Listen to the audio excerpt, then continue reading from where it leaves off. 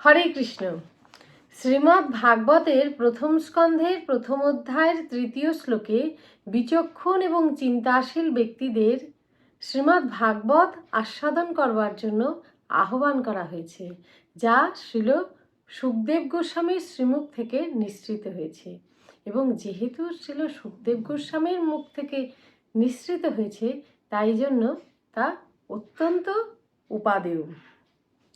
যারা সাধক এবং যারা সিদ্ধ, তাদের ধর্মই হচ্ছে নিরন্তর এই ভাগবত শ্রবণ কীর্তন করা।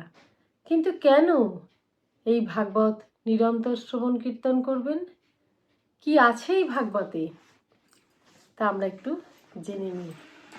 নিগম কল্পতরু বিগলিত ফল, সুখ মুখে পতিত অমৃত মধুতর, ক্ষিতিতলে নিপতিত ভাগবত নাম, পিয়রে ভাবুক ভাই রসিক সুজান, সর্বধর্ম সার ধর্ম মহাভাগবতে, ব্যাস মুনি কহিলা চিন্তিয়ালো কহিতে, শ্রুতি স্মৃতি ইতিহাস পুরাণের সার, বেদব্যাস বিচারিয়া করিলা উদ্ধার, একত্র করিয়া সার রচিলা ভাগবতে, সর্বলোক সুখে পার হইব ইহা হইতে, সকল ধর্মের সার কৃষ্ণ আরাধন, মহাভাগবত বলি এই সে কারণ, কেবল বৈষ্ণব ধর্ম কৃষ্ণ গুণগাথা, মহাভাগবতে না কহিব অন্য কথা।